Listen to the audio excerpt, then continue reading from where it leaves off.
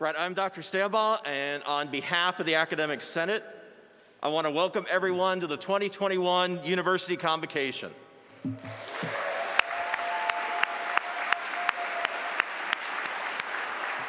Or more appropriately, I want to say welcome back. And we know that that phrase has a different feel to it this year. It felt different when I walked into a physical classroom to teach for the first time in almost 2 years. It felt different when I looked at the students and saw excitement, anxiety, and more uncertainty than usual during the rush of the first day. It felt different the first time I walked across a crowded campus and saw a sea of faces covered in masks as we navigated how to safely have a vibrant cultural and educational environment. But even with all the questions, all the fear, all the hope, it just felt right. It felt right to grab a coffee on campus and talk with colleagues I didn't even know I would see that day. It felt right to see the moment when a concept clicks in the mind of a student. And it felt right to see Titan athletics play on the field again. It also felt sad. Walking across campus, I would catch myself naturally expecting to see some people who are no longer with us. It felt sad to think about the loss, the sacrifice, of what our friends, our colleagues, and our students have endured during this time. And although I will always be proud of the way that Titans adjusted quickly to a mostly virtual campus, coming back to a mostly physical presence was always going to be difficult and always going to be in stages. But what I've realized is that the adjustment back gets a little easier with each of those unexpected conversations on campus with people I didn't even know I would see. This year is like no other in so many ways. But in addition to the issues that rightfully dominate our thinking, such as vaccines, masks, health and safety protocols, we also have a responsibility to come together and reimagine what our university will be next. It's still true that we will be a place for a transformative educational experience. It's still true that we will be the place to shape society by educating and graduating smart, strong, diverse future leaders. It's still true that we will be the intellectual and cultural center of Orange County with cutting-edge research and incredible performing arts. However, we may not do all of that exactly the way we used to. It's too easy to just go back to what it was like before. It's too easy to say that after last year we know that everything can and should be online. Nothing against the other places, but we don't produce Phoenixes and we don't produce Southern New Hampshireites. We educate Titans. So whether it is with our carefully constructed online degree programs, our in-person classrooms, or something new that we have yet to create, we educate Titan undergraduate and graduate students who know that the world they will shape is a complex world. It's a world which they will navigate in virtual settings. It's a world that will require them to build teams and networks in person. It is a world that requires the skills to learn from a lecture, small group projects, laboratories, internships, and in so many other ways, including from each other. So let this be the year to take the opportunity to engage our faculty, our students, our staff, our administrators, our alumni, to decide how we incorporate all that we've learned and use that knowledge to do it right. It will require asking a lot of questions for which I admit I don't have all the answers. But what I do know is by working together through shared governance, we'll find the answers because that's what Titans do. So like everyone else, I entered this year with some apprehension, some questions, some uncertainty, and some fear. But let me end by saying I also enter this year and welcome everyone to this year with the excitement of building what's next and doing that with the entire Titan community. So now it's my honor to introduce the Provost and VP of Academic Affairs, Dr. Carolyn Thomas.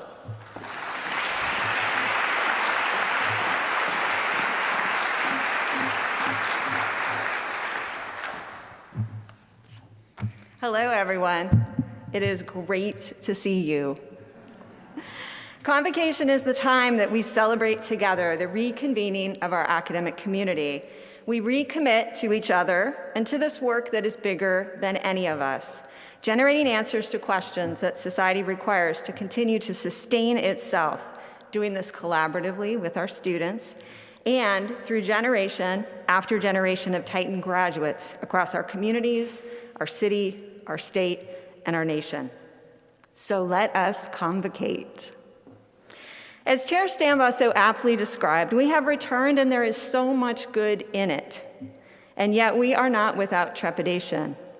We have, as a campus, arrived at our twin North Stars of preserving health and safety for all Titans while continuously changing lives through education. We can know that we've done that and still feel unsettled. Our feelings and thoughts can shift from one moment to another. Being here together is a significant change. And that is what makes this ritual particularly important this year, convocating, coming together safely to make visible our commitment as individuals to this larger collective endeavor on behalf of the public good. We are called back by our jobs, and also, I hope, by something bigger, by our collective creation year after year, those degree-achieving Titans who have the knowledge, skills, mindset, and the relationships they need to act on the world to make it more just, more healthful, more sustainable, more hospitable. That's something bigger. Our strategic plan calls it immeasurably enriching students. GI 2025 calls it serving our students so they can achieve success by thinking and acting differently to encourage innovation, remove barriers, be more strategic. Before the pandemic, these were good reasons to convocate, to remind ourselves of the task at hand and leave inspired to achieve it, and they are now great reasons. We're coming back to a world that needs every mind, every problem solver, every person committed to an equitable, functional, other-oriented future. Science needs that. The arts need that. The humanistic and social sciences need that. Engineers need that. The world of business and commerce, nonprofits, the worlds of law and health and communications all need that. And we have the power to create it. Through our faculty and staff, through the ideas, scholarship, and creative activities that make it possible, never have they been more important to cultivate. Inquiry is the light that must shine if we are able to see the world anew. We must protect that inquiry, resource it, promote it. Through our students, each and every Titan with us today has been through an unprecedented learning upheaval. Not only no proms, no senior nights, no homecomings, also in too many cases, no effective math instruction, consistent lab access, formative writing support. And sometimes all of this in the midst of isolation, financial insecurity, mental or physical health struggles. They have returned. They are here in our classes, in person and online, and going back and forth. They are here in our co-curricular activities. They are here in housing. They are masked even outside. They are doing everything in their power to learn. This group of Titans, every single one of them have persisted. They have fought to learn. They have shown in their actions their belief in public accessible higher education, their belief in us. What an honor, what a responsibility. And so this year, let us recommit ourselves to that transformative education in a way that burns bright and is ubiquitous. Let us recommit to GI 2025, and let us dig into the places where we still sometimes stumble in teaching using evidence-based pedagogy that allows every student to learn, in believing in the unique ability of every one of our students to be successful, and in telling them so in word and deed. You will see us refresh GI 2025 in the curriculum and the classroom and the degree pathway, celebrating and showing the way to do even better. We will help you. For some of you, achieving equitable learning for your students is your life work and you are experts. For others, you started the journey recently. For others, your journey starts today.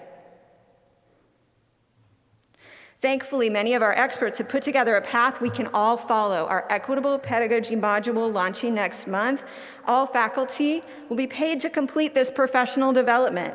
And at the end, everyone will have an introductory command over the basic skills and concepts that will facilitate more equitable learning outcomes in our classrooms. And everyone who takes it will have been taught why it's their privilege, our privilege and responsibility to use those concepts to, in the words of GI 2025, think and act differently to facilitate student success. We will follow that up with web-based tips and data sharing and individual department programs for next summer. Together, we will be more strategic about those areas where equitable class and degree outcomes still elude us. This is not something extra that we have to do. It's creating true integrity between our words and our deeds. It's being, for each and every student, truly who we are. I've listened these last 16 months, and what I've heard from staff, faculty, and students is that what's at the heart of a transformative education, that immeasurably enriching thing, is the connection our students have to their faculty. Those faculty who see something deeper inside of them and who draw it out, who name it, so it can be recognized by our students as their true capacity. It sounds big, transformation, and it is, but it's not hard. It's at the core a commitment to believe in each of our students. Let us make this our academic commitment, this convening. Every single one of our students, every Titan you encounter has been through trials and tests and found on the other side of these many months the fire to be here, to continue their education. It is then our collective good fortune to be here with them, to regard them inside and outside of the classroom as fully capable. To shift with inside ourselves to evidence-based teaching practices, drawing students into the ideas that matter most, and arriving together at a stronger commitment to the joint transformation that is the heart of an educational exchange. We could call that destination success. We tend to call it graduation, the natural endpoint to any convocation's beginning. I look forward to the opportunities this year will bring to all of us and our students, and I'm grateful for your continued collegiality and your good company. And now, speaking of good company, I will turn the microphone over to my boss, my partner, whom I could not do this work here, I would not be here without, and for all of us, what makes it possible to reach this destination that is truly who we are. Please join me in welcoming President Fran Virgi to provide the State of the University. Thank you.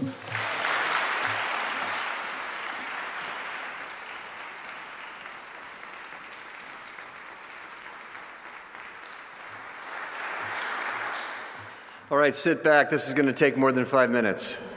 Relax a little bit. I hope you had your coffee. Good afternoon.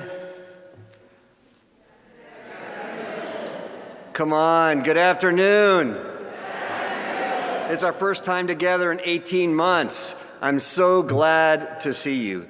Good afternoon. Thank you for coming and spending some time with us.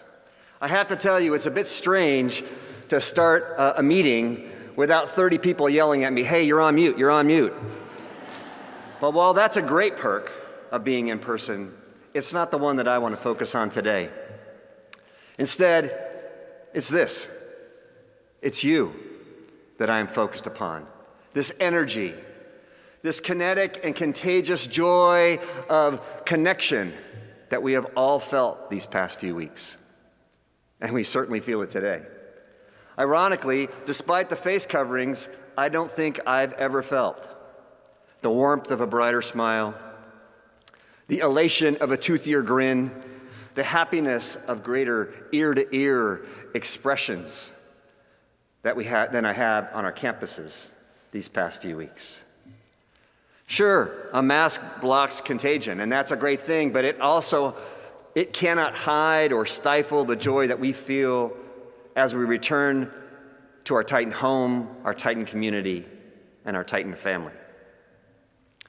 But as bright and as beaming as we've been, and we have been, when we look into the eyes of those with whom we are reunited,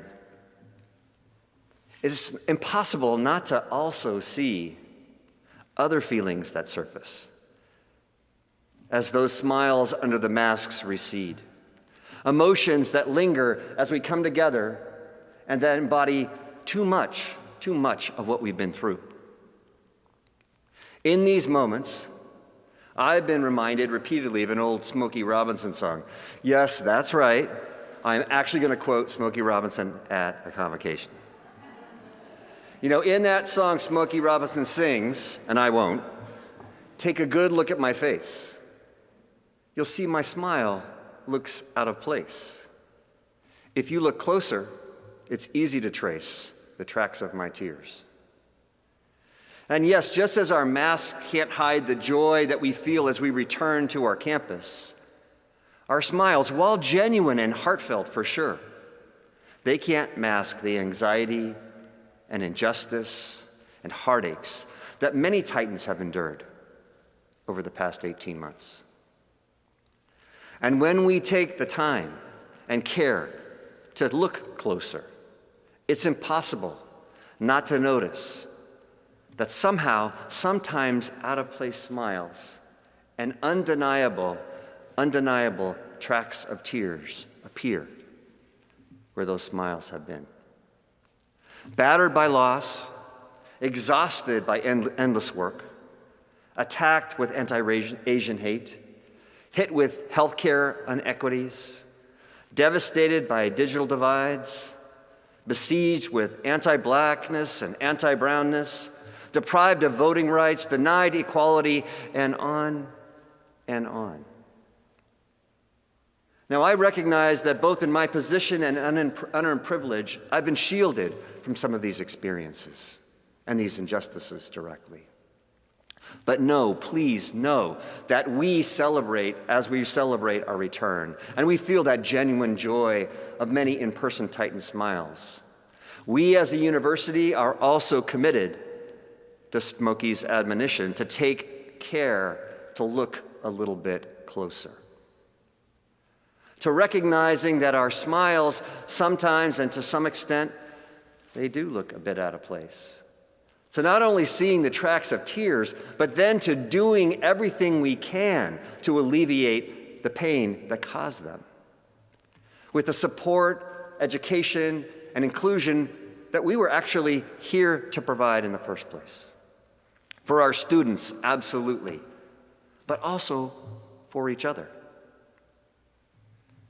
I'm so thankful to everyone here and all of our students and faculty and staff that have been working so hard facilitating that process of return. And this might be the first convocation address, and maybe the last, to pivot from Smokey Robinson to Ernest Hemingway. But there's a line from Farewell to Arms that comes to mind as we heal and return. In that amazing novel, Hemingway writes, "The world breaks everyone, and afterward, many are strong at the broken places." My Titan family, over the past 18 months, there is no denying that the world has broken all of us, each of us, in different ways and in different places. But as we slowly and responsibly come into the afterward of this tragic but transformational point in our history, I do see us, the Titan family, as the many who are becoming strong at those broken places. We have strengthened broken places by recognizing that our inherited systems of racism will remain embedded in our campus culture if we are not intentional in our daily efforts to eradicate them. We have strengthened broken places by not only acknowledging that we are occupants of land that belonged to the Tongva and the Hashimen people, but also creating new pipelines with tribal community colleges and establishing a Native and Indigenous Student Success Elder Force. We have strengthened broken places with the most diverse new cohort of tenure-track faculty in our history and our largest group of incoming ethnic studies faculty ever.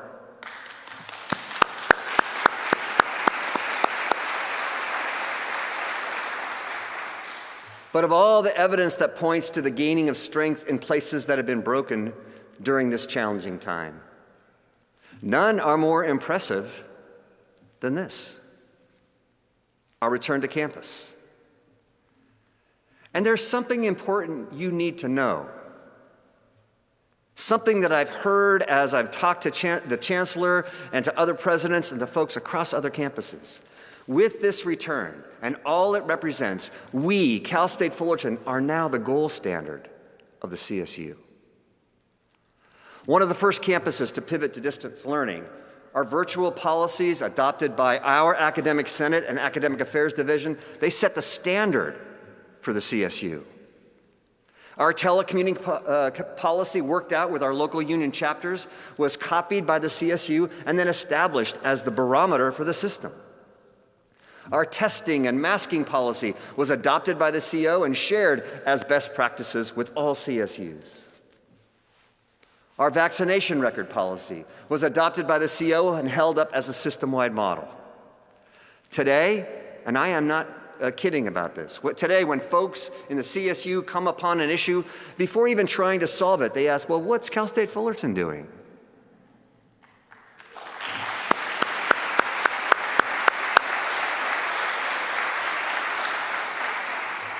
Now, of course, all of us have been working full throttle to get here. But I want to begin by applauding one specific group that has been particularly heroic in this work.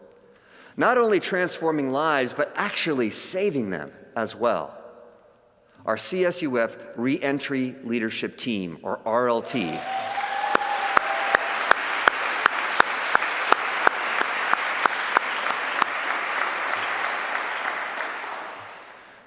Their names are now supposed to appear. There they are on the screen. RLT, please stand if you're able, or at least raise your hands to be recognized. We are so appreciative.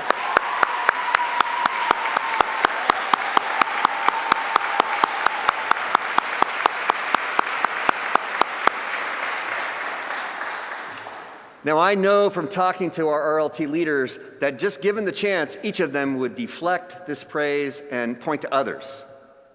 Other titans such as the RLT subcommittees who provided support and gathered community feedback on what we ought to do. Or they might modestly tilt the limelight to VP Forgis or VP DeBerian for their steady guidance and help and leadership. To use John Beisner's words as he tried to divert admiration pointed at him in a recent email, the RLT is representative of all of us and everything we all did to move forward, provide assistance, pick each other up, and on and on. So with John's humble words as a contextual backdrop, I want to thank everyone who provided support, feedback, or even just a word of encouragement as we navigated this return to campus. I also want to recognize and formally welcome all of the new Titans who were hired over the last 18 months.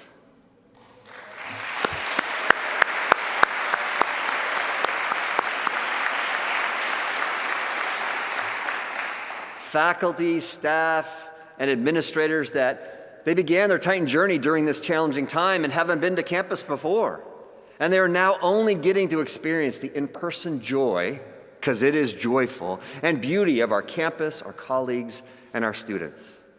Now, this includes our amazing provost, Carolyn Thomas, who you just saw, our vice president, Ron Coley, who has stepped in to lead our administrative and finance function,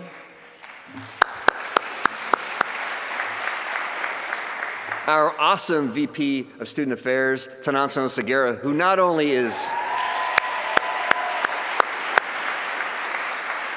T.O. is not new to campus, but she took this role in the middle of a pandemic. Amazing.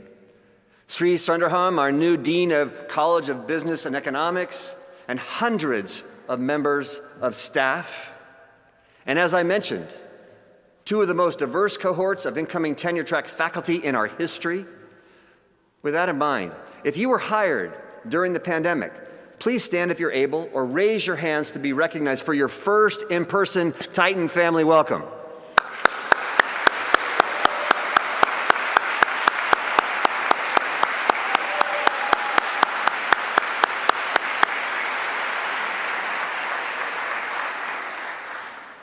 While thanking folks on returning these past 3 weeks, and I've been seeing people on campus and thanking them over and over again, I noticed the same adjectives popping up over and over. And this Tuffy-inspired word cloud highlights those descriptors. First, as I shared with our groundskeepers and landscapers and tradesperson and our whole crew last week, our campus looks amazing.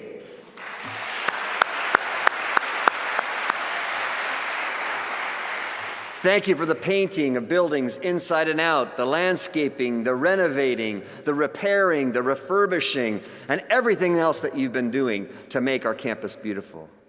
Our campus also is safe. Thanks to all who have engaged in the deep cleaning before we came back and continue to do that cleaning and protecting, especially that 3 a.m. crew that cleans our classrooms every night to ensure our health and safety.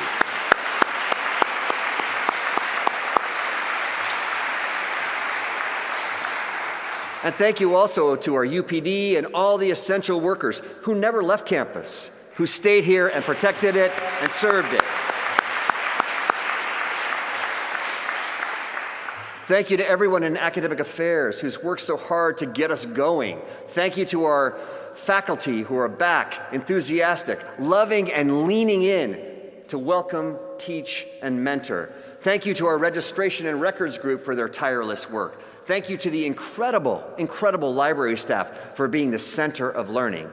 And thank you to our deans, associate deans, staff managers, and chairs for bringing our in-person semester to life.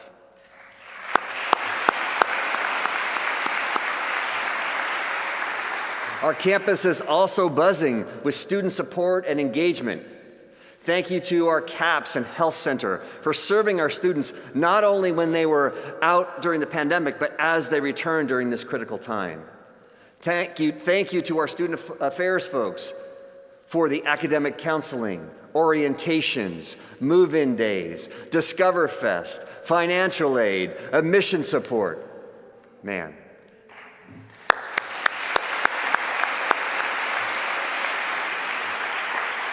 And our campus is also connected due to an IT division that is second to none.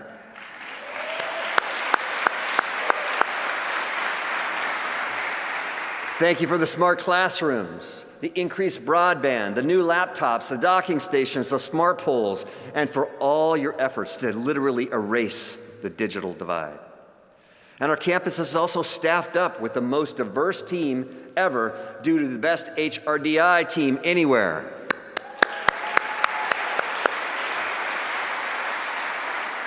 Thank you for the orientations, the recruiting, and the hiring. Thank you for the vaccine center, the data collection, the testing center. Thank you for leading our diversity, equity, inclusion, or DEI work. And finally, our campus is being noticed, talked about more than ever before due to the best university advancement team in the system. Thank you for bringing Kevin McCarty, Katie Porter, Lou Correa, and a host of other leaders to our campus these past months. Thank you for pushing the CO, the Orange County community, Sacramento, and DC on testing, vaccines, and funding. Thank you for helping our students make us the number one university in the state for the second straight election for voting.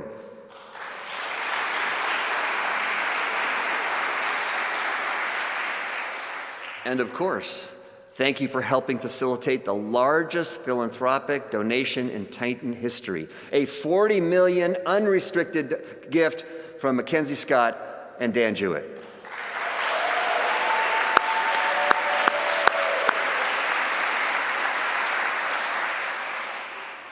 So, in case you hadn't noticed, the through line of this year's State of the University is gratitude.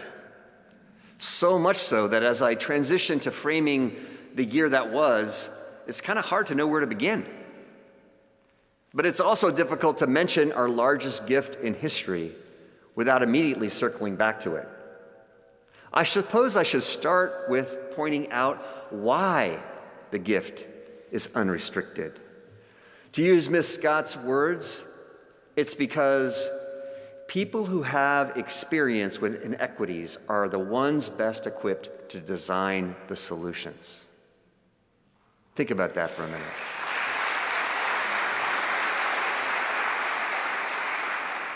So, according to Ms. Scott, according to independent research of one of the most sophisticated philanthropic teams in the world, we in the Titan family are not only one of the most transformative universities on the planet, but we're also the best equipped to continue designing solutions to eviscerate privilege, eliminate inequities, and promote social justice and mobility on our campus. Why? Because so many of us have direct experience with either enduring these injustices, successfully working to abolish them, or both.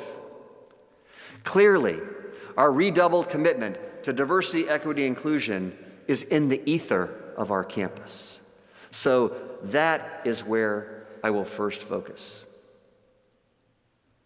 I want to first applaud the launch of The Talk, A Journey Toward Anti-Racism, which was a collaborative effort between HRDI's Office of Diversity, Inclusion, and Equity Programs, or DIEP, and UA's Strategic Communications. For those of you who don't know about The Talk, this will give you a small taste of its impact.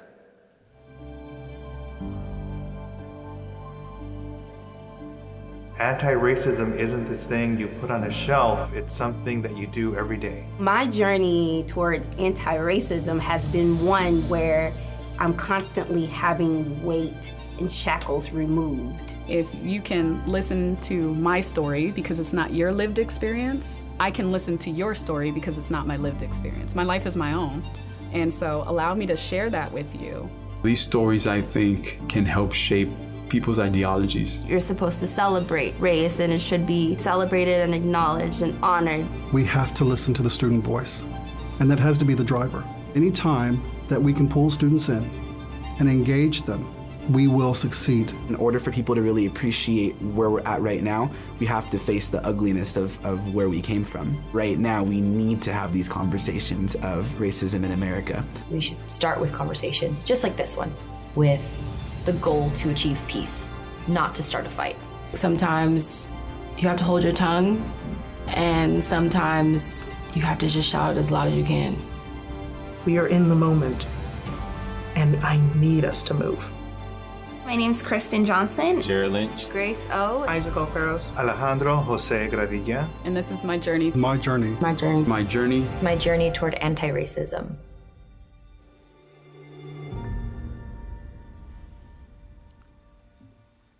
So, yeah.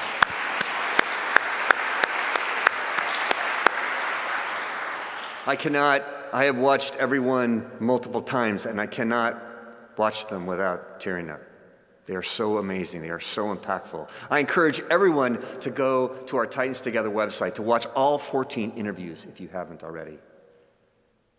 Speaking of Titans Together, you're invited to join the community in reading this year's One Book, One CSUF selection, They Called Us Enemy by George Takei. Copies are available in the foyer after the event, so please take one and read it with us and be part of that community. I also want to commend Titan Athletics for continuing Voices from the Herd, an interview series with student athletes and athletics staff centered around DEI and anti-racism.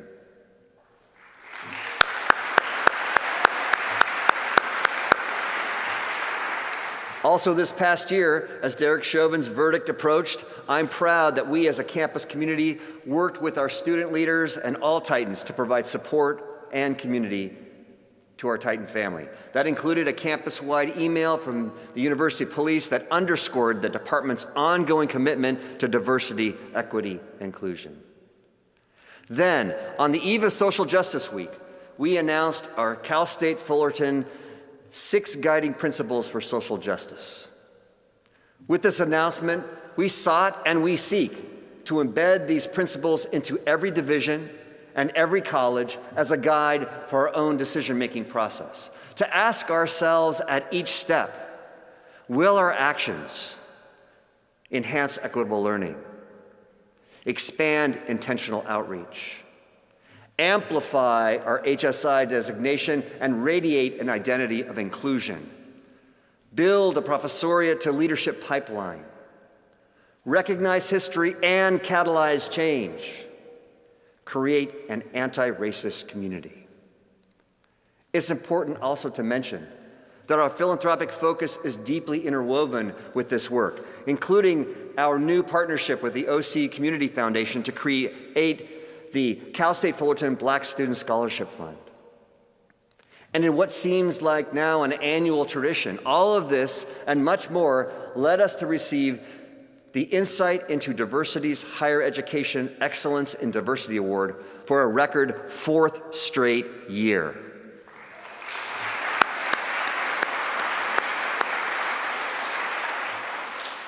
But what are the quantifiable results of this DEI work?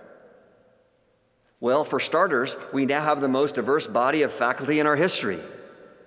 We also, once again, have the greatest staff diversity ever and a higher percentage of historically underrepresented staff than all system-wide averages. Despite this success, I want to make clear that we are nowhere near done. And our commitment to recruiting and retaining a high quality and diverse faculty and staff is going to remain unwavering. Now let's see how that all translates into the Titan class of 2021. Well, in 2021, more Black Titans earned their bachelor's degree than in any other year in our history.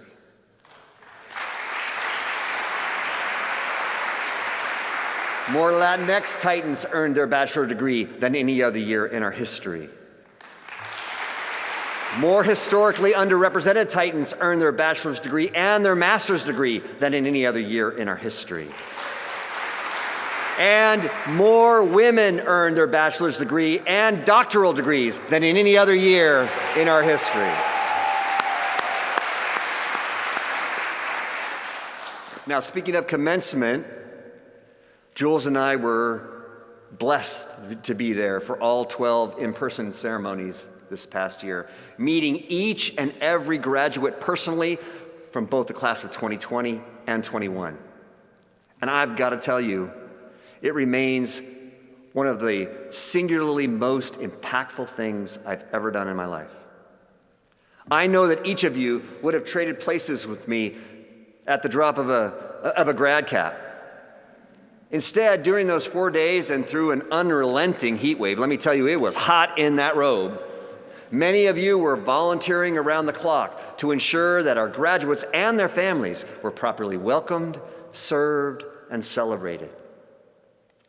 This is especially true of the events team in University Advancement, a small portion of whom are pictured here.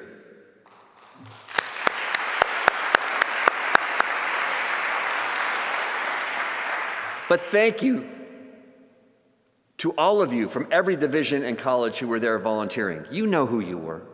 Everyone else, I hope and expect that whatever commencement looks like for this year, you will be there to enjoy and support our graduates. With all of those new Titan degrees, we should dive in a little bit to GI 2025 and our progress over the past year. As I do, bear in mind that since our graduation rates will not be finalized until next month, when census is all sorted out, these data points are projected, but they're pretty strong. Okay, our 4-year graduation rates for first-time freshmen increased from 32% to over 35%, which is a 9.8%, almost a 10% improvement just over last year. And get this, a 62.7% improvement since we began GI 2025 back in 2016. Our 6-year graduation rates for first-time freshmen moved up from 68.7% to 71.4%, which is almost a 4% improvement over last year, and a 14.6% improvement since GI 2025 was begun. And all-time highs that put us only 4% away from our GI 2025 goals. And both our 2- and 4-year graduation rates for transfer students also improved to all-time highs this year. So while celebrating the good news, and that is good news, we also have to look at the challenges. While some of our equity gaps did continue to close, we lost ground in others, specifically for our underrepresented and Pell first-time freshmen. That's not the progress that we were working for, but data that has garnered our laser focus and attention as we innovate new ways to provide equitable pathways to Titan degrees for everyone. You will hear this in the commitment, and you will hear it come to life as I highlight a few more recent achievements from each of our divisions, beginning with academic affairs. In addition to all those record-breaking numbers I already listed, academic affairs increased both summer enrollment and available units by more than 700 courses, bolstering opportunities for students to finish in 4. The Office of Research and Sponsored Programs secured $28.4 million in grants and contracts, nearly eclipsing an all-time record in the middle of a pandemic. I also want to commend Erica Bowers and the Faculty Development Center team with a story that encapsulates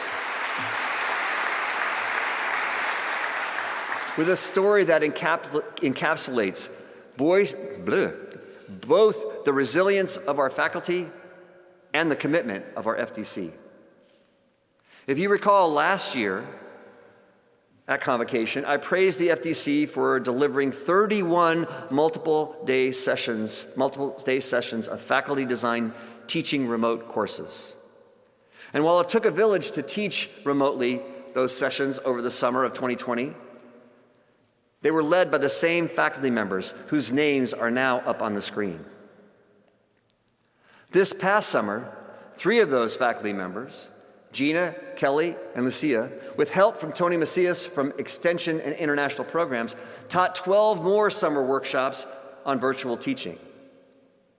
Then, those same original 7 professors partnered with the FDC and online education and the online education training team to create the Virtual and Online Innovations and Curricular Enhancement, or VOICE Awards. 13 Titan professors were honored with this recognition that showcases faculty who create innovative virtual learning experiences. Now, all the awardees were amazing, but I'd like to specifically point to just one, Kristen Karnowski, who earned her PhD in mathematics from MIT before joining the Titan family last fall, mid-pandemic and virtually. Now that means that she won her first Cal State Fullerton Award before she ever stepped foot on our campus.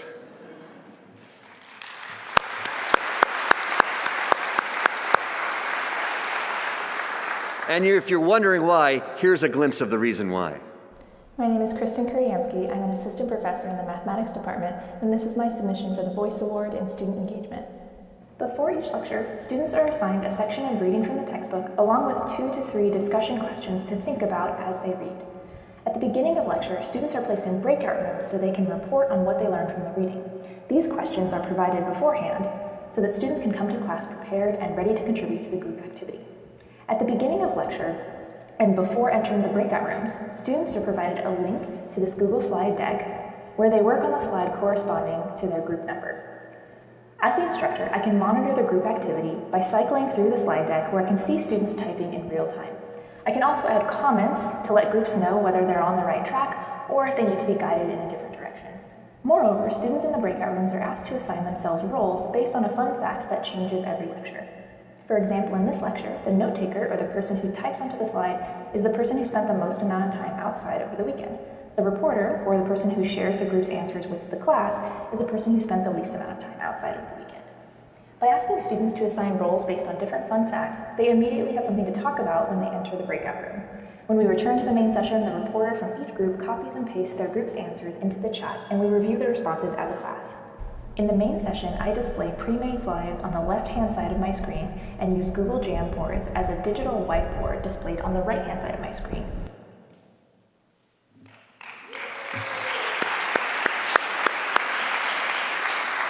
Okay, I got to admit to you, my math grades were never great. But even I'm excited to Google Jam some linear equations. Yes, Kirsten is amazing, but she is not alone. Faculty members in every college not only pivoted to virtual learning, but did so in a way that made it more equitable, immersive, and fun. Moving to student affairs, I want to first mention You at Fullerton, our virtual wellness platform designed to support students throughout the pandemic. You at Fullerton has now got 75,000 logins and 40,000 registrations, with many students citing it as a life-changing and at times life-saving resource. Student Affairs also expanded the I Am First program to include transfer students.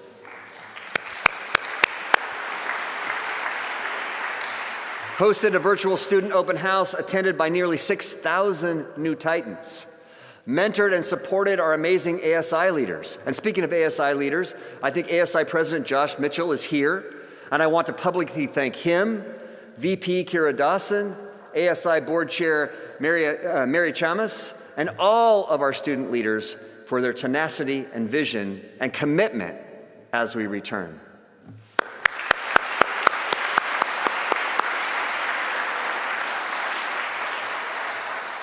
And we are also very proud that two of our very own student leaders have taken on system-wide positions. Maria Linares was just appointed by the governor as a student trustee on the CSU Board of Trustees, and Isaac Alferos was just elected by the ASI presidents of all our sister campuses to serve as president of the Cal State Student Association. This is the first time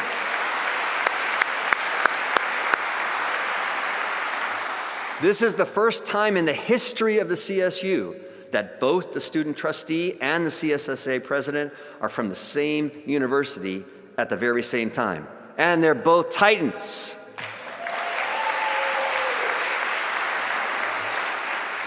Like our university-wide theme says, it takes a Titan. And of course, we can't talk about student affairs without including athletics. While many seasons were canceled or shortened due to the pandemic, we did bring home a Big West championship in men's track for the third time in 4 years.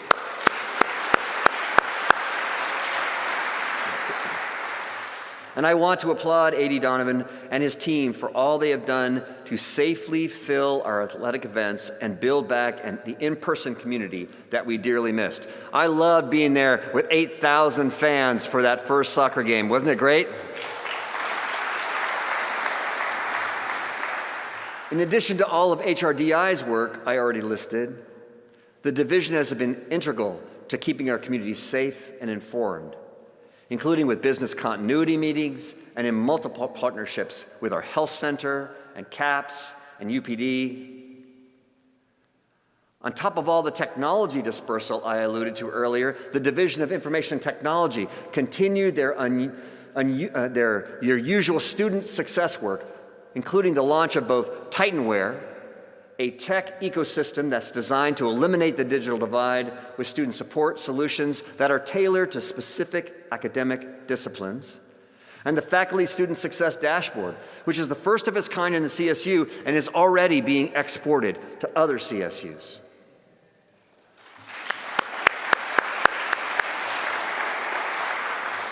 And when it comes to the work of the Division of Administration and Finance, I want to begin first with a point of privilege by tipping my cap to our recently retired VP, Danny Kim.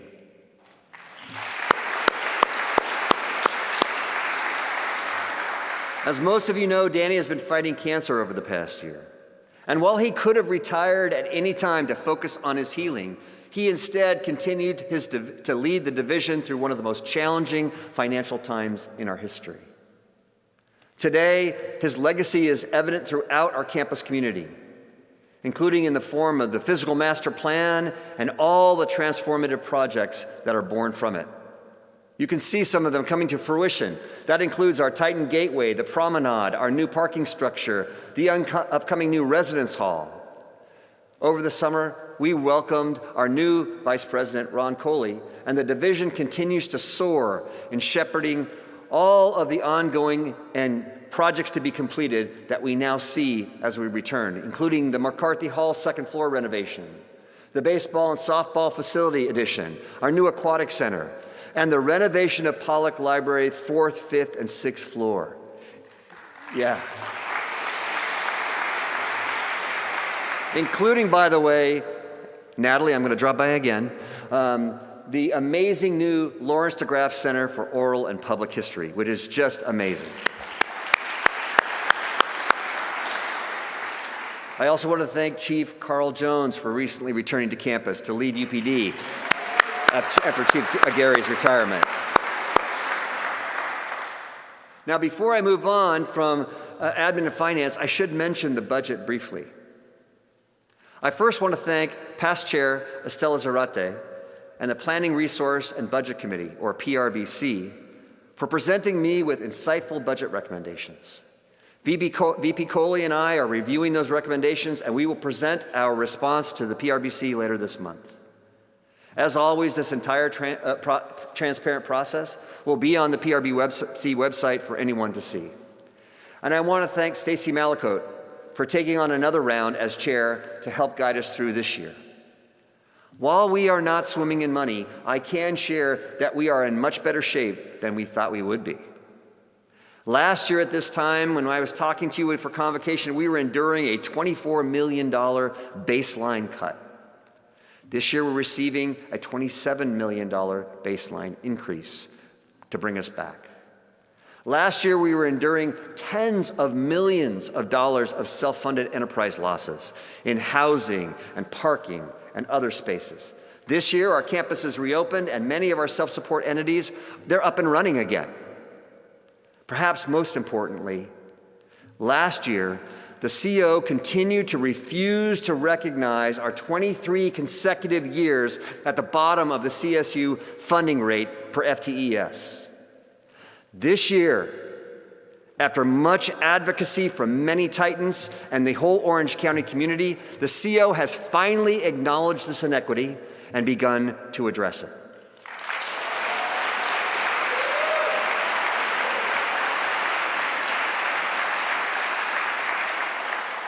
Now, this will not change overnight. Progress is slow, but I will continue to push until this injustice has been completely eradicated. The bottom line is we are now in much better financial shape today than we were a year ago. That said, as you will see in our final budget presented to the PRBC, our perpetual state of belt-tightening is not going to end anytime soon. One way of offsetting that fact is through philanthropy, which brings us to university advancement. I should begin by saying that even without the Mackenzie Scott gift, at the close of our fiscal year, we were at 90% toward our $200 million campaign goal.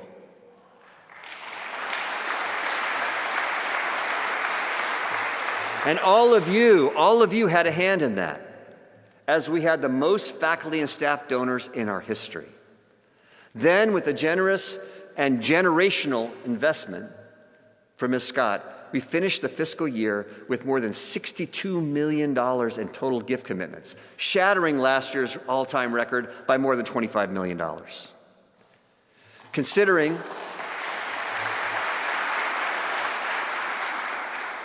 our success and our momentum, I'm proud to now announce that we've decided to up our campaign goal to $250 million. That's right, $250 million. And already we're 89% to hitting that new goal. And when we get to 100%, and we will, it will not only be our largest fundraising campaign, it will be the third largest fundraising campaign in CSU history. Of course, this increase in our campaign goal, it would not be possible. It would just be a dream without that $40 million legacy gift. As many of you know, in making decisions with how that gift will be utilized, we consulted broadly with faculty, staff, alumni, donors, administrators, our philanthropic board, and many others. The overwhelming takeaway from those consultations was that the goal should be to leverage the impact of this generational Titan gift so that it is, well, it impacts generationally. It impacts generations of Titans.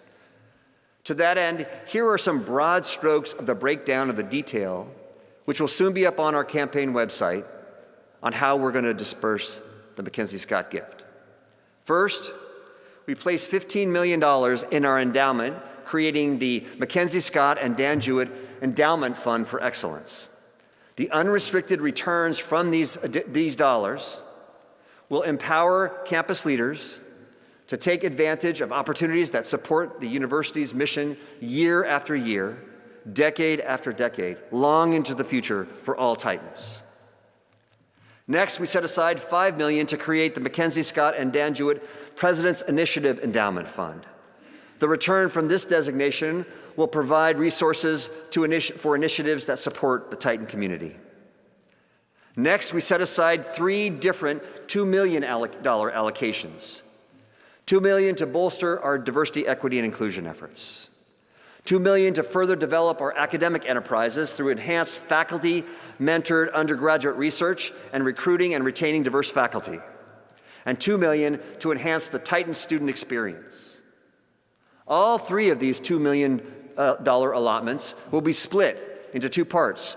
$1 million endowment to assure that we perpetuate the programs we start, and $1 million for current use.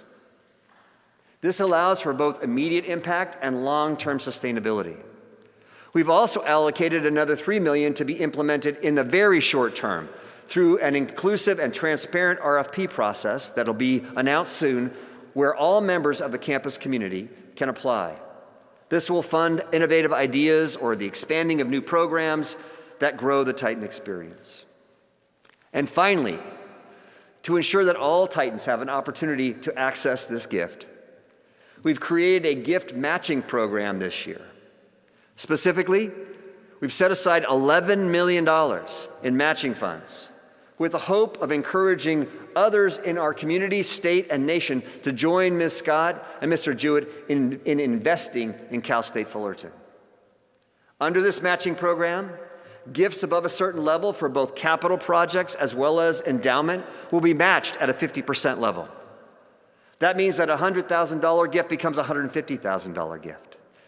So, every DOD and every faculty and every staff member, whatever project or initiative is your passion, what you are passionate about, now is the time to find an alum or an investor to support that project, because the doors are open to a 50% match. They are wide open for the first time in our history, and they will remain open until that $11 million is spoken for.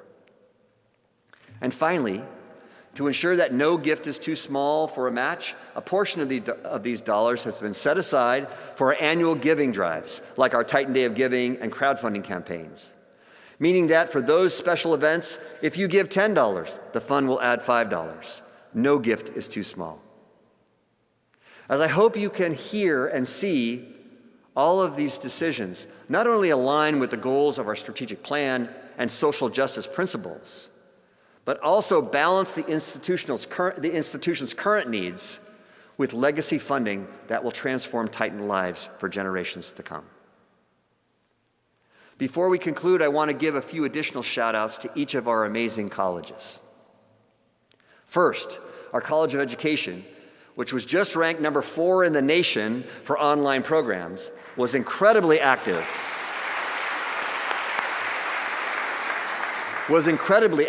During the pandemic, including providing free virtual tutoring services in all subjects to more than 3,000 K-12 students.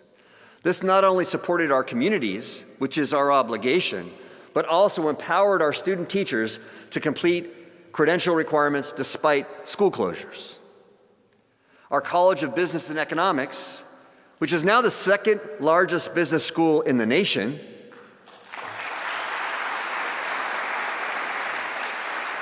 they supported more than 12,000 small businesses in accessing $500 million in federal, state, and local disaster relief. Our College of Communications, whose Titan debate team is ranked among the top 10 in the nation,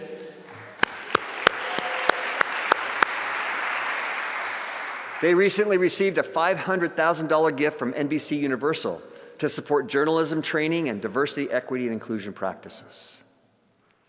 Our College of Engineering and Computer Science, which just received full accreditation for all maximum periods for all of its academic programs, also recently was awarded a $650,000 grant entitled Women in Computer Science Inclusive Excellence, the CSUF Pathways, Pipeline, and Practice.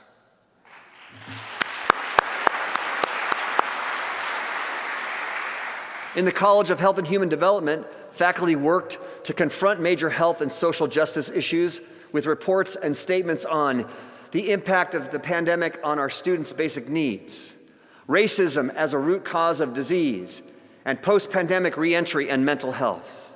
I also want to thank Cindy Greenberg for stepping in and serving as dean after our amazing colleague, Lori Rhodes, decided to retire.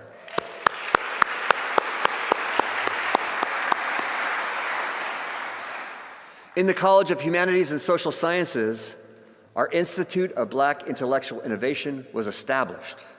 And Dr. Natalie Graham, Chair of African American Studies, who, by the way, was just recognized as Orange County's first Poet Laureate,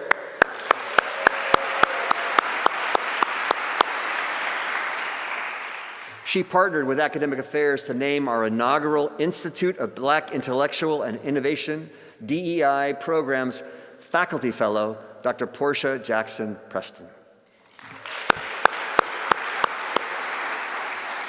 In NSM, 56 faculty researchers submitted COVID-19 safety plans, comprehensive plans that were fully approved, making the college a system-wide model yet again for safe and responsible research continuity during the pandemic.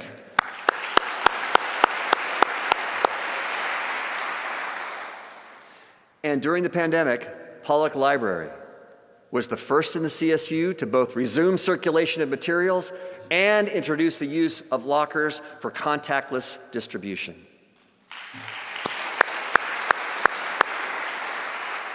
The College of the Arts appointed a new dean, Arnold Holland, to step in after Dale Merrill's departure. And in just a moment, I will conclude with one final obvious achievement from CODA. But first, having framed the year that was, per tradition, I think I'm supposed to now foreshadow that year that will be. But I tell you what, if these past 18 months have taught us anything, it is that we cannot frame next week, let alone next year.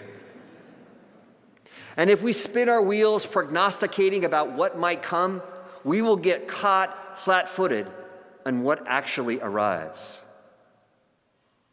That said, I want to share two very real and promising truths that will drive us to a new and even brighter future in the year to come. First, no matter what lies ahead, whether we encounter adversity or advantage, disappointment or delight, tough roads or smooth sailing, our foundational work will remain, the cornerstone of who we are, the bedrock of our bold resolve, weight-bearing walls of our work, and the infrastructure of our ascension. That foundational work is drilled deep into the four commitments of our strategic plan. A transformational Titan experience, student success and completion, faculty and staff diversity, and financial and physical capacity. That foundational work is cemented into the 6 guiding principles for social justice that we've adopted. Again, enhancing equitable learning, expand intentional outreach, amplify our HSI designation and radiate identity of inclusion, build a professoriate to leadership pipeline, recognize history and catalyze change, and create an anti-racist community. That foundational work is embedded into our 3 pandemic touchstones: the health and safety of all Titans and their families, unimpeded paths to degree, and redoubling of our commitment to diversity, equity, inclusion, and social justice. That foundation work, it's mapped into our blueprint of our physical master plan, etched into the goals of our comprehensive campaign, and quilted into the benchmarks of GI 2025. All right, enough with the construction analogies. The point is, no matter how this year unfolds, or what kind of adjustments we might need to make, The foundation is in place. The goals are set. The standards are clear. And most importantly, the people are here and ready in this great hall, on our campus, and across Titan Nation. The second of the real and promising truths that will drive us to an even brighter future, it's interconnected, inextricably intertwined with the first, and that is this. While our foundational work remains the same, our desired destination is now wildly different. Because we do not aspire to return to where we were in February 2020. Now, don't get me wrong. There's nothing wrong with where we were. It was a good place, and we were doing great things. But we have outgrown that version of ourselves. In the midst of a pandemic, we have outshined what we even thought was possible. We have moved the goalposts so many times that we're on a new field. And while it's perfectly fine to look back with both nostalgia and pride, we must focus forward with hope and aspiration. Now, more than ever, we understand and believe in the way technology can both enhance our vibrant in-person Titan experience and expand equity. Let's leverage that knowledge to eradicate equity gaps, promote retention, and decrease the time to degree. Now more than ever, we understand and believe in the importance of the connective tissue that binds us. So let's strengthen that sinew so all of us truly feel the support, love, and care of the Titan family. Now more than ever, we understand and believe in the importance of civil discourse that eliminates misinformation and shapes our opinions from the same foundational axioms. So let's build upon that to assure a bigger and a bolder marketplace of ideas on our campus. Now more than ever, we understand and believe that it is higher education that is the one proven path to upward mobility, the one authentic antidote to racism, and the one clear catalyst to the change we seek. So let us be that path, that antidote, that catalyst, with clear conviction and great advocacy, today and every day forward. I want to conclude with this. In the midst of COVID-19 and all that it has wrought, it would have been understandable, and maybe even, it would have been understandable for our students to miss or dismiss the events that revealed our nation's true ongoing plague. But I tell you what, quilted into the cloth of tenacity that our students are cut from is a virtue of which I am most proud. Their undying passion for social justice.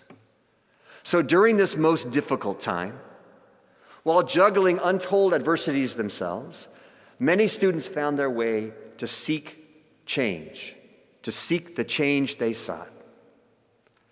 I know we all have lived examples of this truth from our students.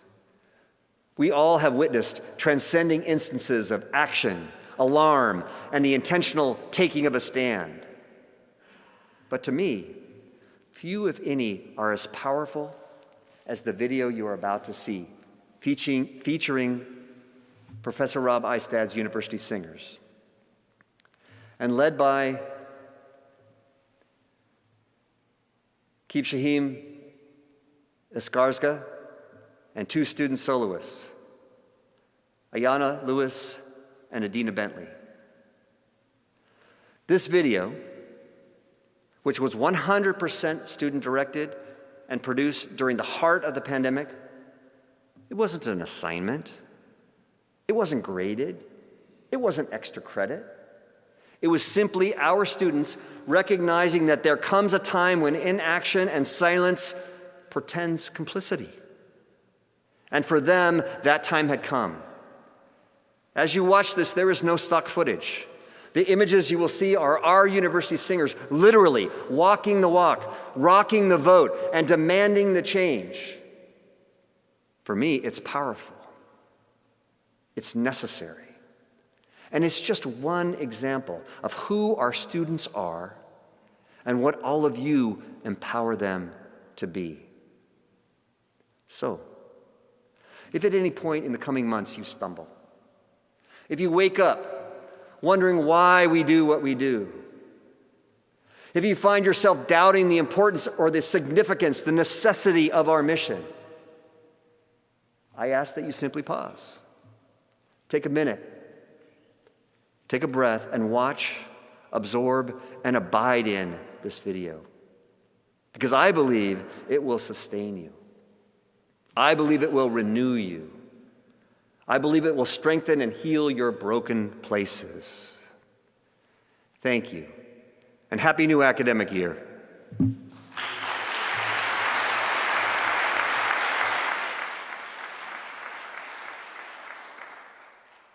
We who believe in freedom cannot rest. We who believe in freedom cannot rest until it comes. We who believe in freedom cannot rest. We who believe in freedom cannot rest until the killing of black men, black mothers' sons, is as important as the killing of white men, white mothers' sons. That which touches me most is that I had a chance to work with people, passing on to others that which was passed on to me.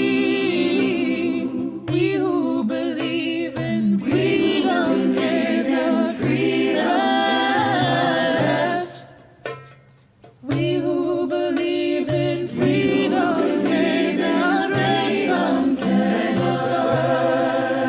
to lead young people come first. They have the courage where we fail. And if I can but shed some light as they carry us through the gale, the older I get, the better I know that the secret of my going on is when the reins are in the hands of the young who dare to run against the storm. We who believe in freedom cannot